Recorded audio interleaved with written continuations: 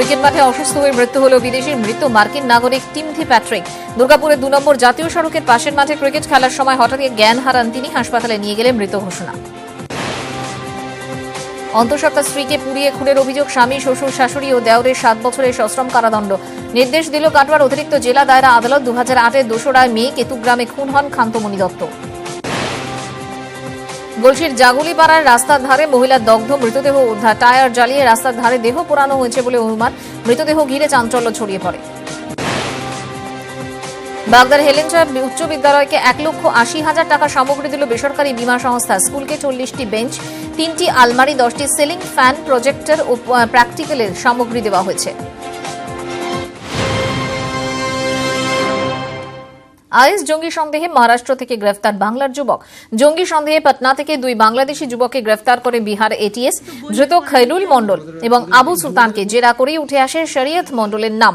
নদিয়ার হাঁসখালীর বাসিন্দা শরীয়ত মণ্ডল। সূত্রের খবর, জঙ্গি সংগঠনের লোক নিয়োগ করত শরীয়ত। খৈরুল ও আবু জামাতুল মুজাহিদিন বাংলাদেশ এবং ইসলামিক স্টেট বাংলাদেশ জঙ্গি সংগঠনের সক্রিয় সদস্য।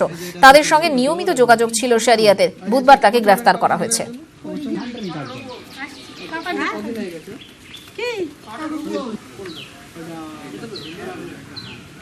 এরপরে এরকম কিছু শুনছি, আমরা পাচ্ছি না এরকম পুলিশের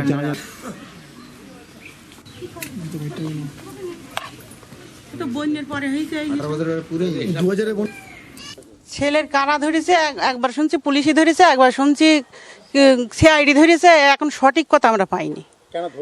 কেন ধরলো আমরা এটাই তো বলতে পারছি না। আমাদের তো সেরকম জানা কেউ নেই। যে নিয়ে গিয়েছে তার কাছে শুনছি। না, কেউ এখন কিছুক্ষণ আগে এসেছিল ইনকোয়ারি। কি কারণে ধরেছে কিছু না না, আমরা এটা শুনিনি কি কারণে ধরেছে। অসহযোগ আন্দোলন, লবণ সত্যাগ্রহ থেকে বঙ্গভঙ্গ আইন বাতিলের সশস্ত্র আন্দোলন। ব্রিটিশদের ঘুম চুটিয়েছিলেন এক সময়। বহিষ্কৃত হন প্রেসিডেন্সি কলেজ থেকে।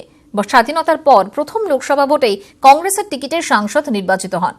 জানেন কি কে সেই সাংসদ যিনি সংবিধান রচনা কমিটির অন্যতম সদস্য ছিলেন?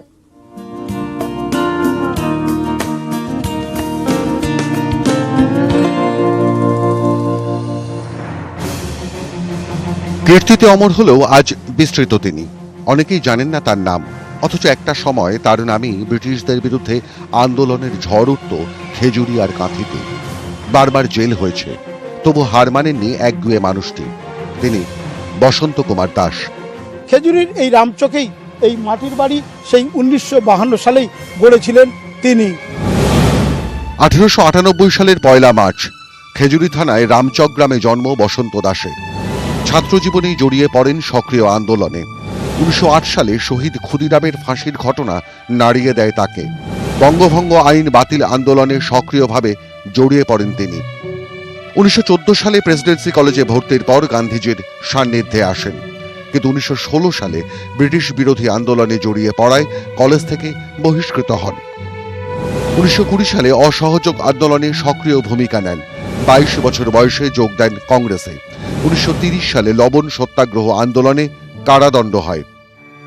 এই প্রথম নয়, সব মিলিয়ে 12 বার কারাদণ্ড হয় বসন্ত কুমার দাসের। দেশ স্বাধীন হলে তিনি গণপরিষদে মনোনীত সদস্য হন। বি.আর. আম্বেদকরের সংবিধান রচনার সহযোগী ছিলেন বসন্ত দাস।